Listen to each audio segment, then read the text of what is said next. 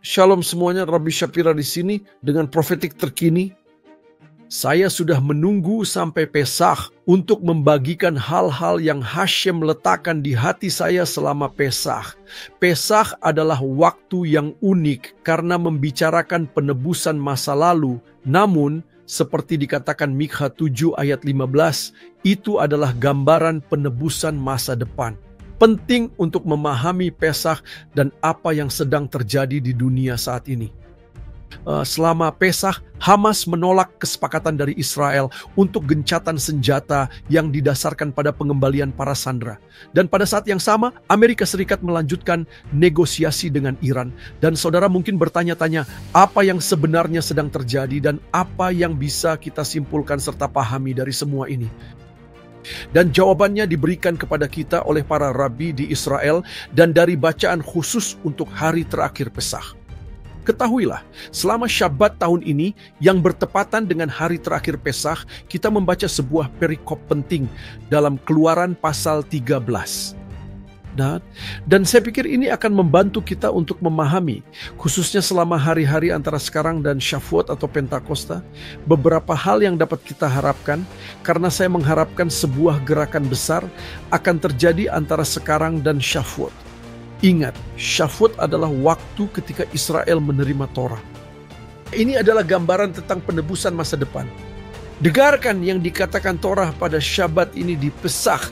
Dikatakan, dan Musa membawa serta tulang-tulang Yosef yang telah meminta Bani Israel bersumpah dengan berkata, Elohim pasti akan memperhatikanmu, maka kamu harus membawa tulang-tulangku dari sini bersamamu.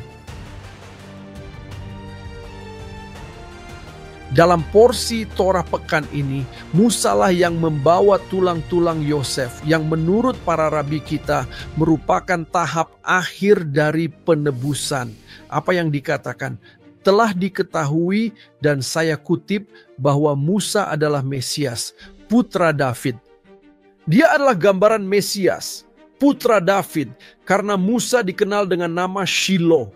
Seperti yang tercatat dalam Kejadian pasal 49 ayat 10.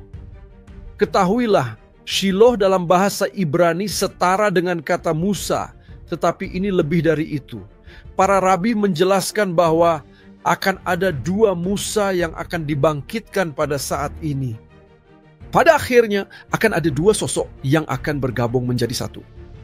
Dua kemunculan, dua kedatangan Mesias yang akan menyatu. Dan kapan itu akan terjadi? Itu akan terjadi pada Pesach, pada hari-hari Raya Pesach. Dengarkan ini. Musa secara rahasia memiliki nama lain. Namanya adalah Yosef. Dan dikatakan dalam porsi Torah ini bahwa Musa membawa tulang-tulang Yosef. Oleh karena itu, kita dapat menyimpulkan bahwa Musa yang berarti Mesias, putra David, adalah gambaran dari dua Mesias yang akan bergabung menjadi satu Mesias. Yang satu disebut Mesias, putra David, dan yang satu lagi disebut Mesias, putra Yosef. Alasan Musa membawa tulang-tulang Yosef adalah karena di akhir zaman kedua Mesias itu akan menjadi satu. Kedua kemunculan itu akan menjadi satu kemunculan. Sekarang perhatikan apa yang Torah katakan kepada kita. Dikatakan dalam bacaan untuk Pesach bahwa Mesir dan tentara Mesir, tentara Satan mengejar mereka sampai ke suatu tempat yang dalam bahasa Ibrani dikenal sebagai Pi Hakerut. Mereka berada di ambang kebebasan dan kemudian di hadapan mereka Baal Tzfun. Lihat, kata Baal Tzfun dalam bahasa Ibrani adalah salah satu nama Satan. Nilai dari kata Baal Tzfun dalam bahasa Ibrani setara dengan sebuah kata yang disebut kelefra, anjing jahat. Ini sebuah kecenderungan yang benar-benar jahat. Itulah hal yang harus kita semua pahami sedang terjadi. Israel akan sampai pada titik di ambang di mana seluruh dunia akan mengejarnya hingga Israel akan berpikir bahwa mereka berada di ambang meraih kebebasan. Namun kebebasan yang mereka pikir akan mereka capai tidak akan terjadi. Intinya dengan kata lain kita akan segera menandatangani perjanjian kebebasan. Namun kebebasan ini adalah kebebasan palsu. Yang diharapkan segera adalah kesepakatan menyeluruh yang akan ditandatangani, dan saya telah membahasnya dalam buku The Fall of Edom.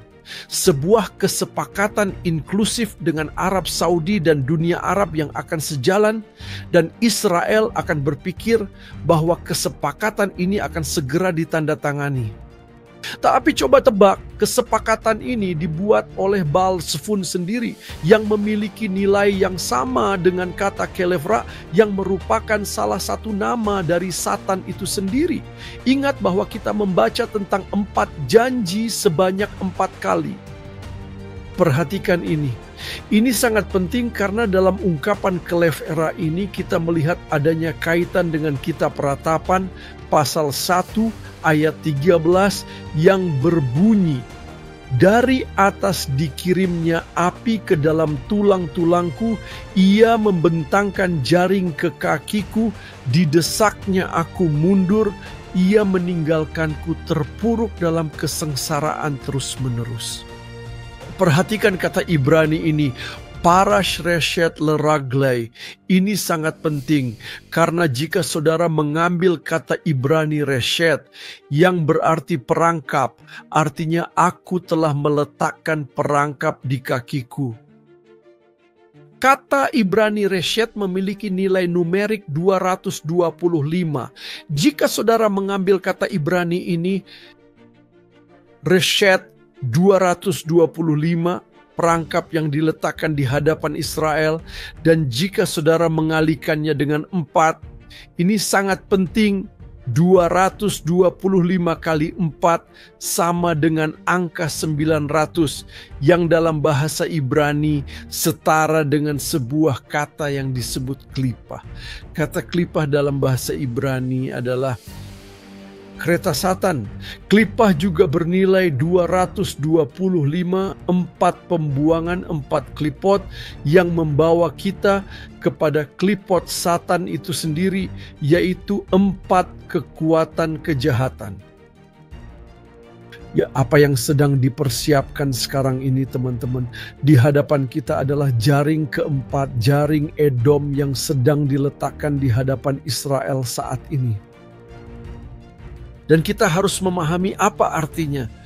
Tertulis di sini dalam kitab Ratapan pasal 1 ayat 13 bahwa sebuah jaring diletakkan dengan hati-hati di bawah kaki Israel. Mungkinkah Amerika Serikat akan meletakkan jaring di bawah kaki Israel? Saya sungguh berharap bukan itu yang terjadi. Namun semua indikasi saat ini tampaknya mengarah ke sana. Pada apa yang saya tulis dalam buku ini, The Fall of Edom, bacalah New Hamas, bacalah buku-buku itu. Karena buku-buku itu menunjukkan bahwa jaring telah dipasang di hadapan dan di bawah Israel untuk klipah yang terakhir dan paling mematikan. Dan saat klipah ini ditempatkan di tempat ini, inilah saatnya, seperti ketika Israel terpojok, inilah saatnya Musa dan Yosef akan bertemu. Mari kita pahami lebih lanjut. Izinkan saya menghubungkan titik-titiknya untuk saudara. Dalam kisah Keluaran pasal 10 ayat 7 dikatakan sebagai berikut, para pejabat Firaun berkata kepadanya, "Sampai kapan orang ini akan menjadi jerat bagi kita?" Ungkapan dalam bahasa Ibrani ini, Ad matai yehe zeh lanu lemokesh, memiliki nilai yang setara dengan bahasa Ibrani 566 yang merupakan nilai dari kata-kata Mashiach ben Yosef. Ketahuilah, peristiwa-peristiwa yang terjadi di dunia saat ini akan membawa kepada dunia yang sedang kita lihat saat ini. Jerat, keruntuhan, kejatuhan pasar ekonomi, kejatuhan tarif. Orang-orang yang tidak mengerti apa yang sedang terjadi saat ini dengan tarif adalah bagian dari Mokesh terhadap cara bangsa-bangsa memperlakukan Israel. Jaring yang digunakan untuk menghancurkan Israel akan membawa kehancuran besar bagi bangsa-bangsa itu sendiri. Amerika, kamu telah diperingatkan. Perserikatan bangsa-bangsa, kamu telah diperingatkan. Jaring ini adalah jaring yang akan mengantarkan Ben Yosef. Dan siapakah Ben Yosef? Ben Yosef sebenarnya adalah Ben David. Dan Ben David adalah Ben Yosef. Jangan terjebak dalam jaring itu. Bergabunglah bersama Elohim Israel dan Rumah Israel hari ini. Shalom semuanya.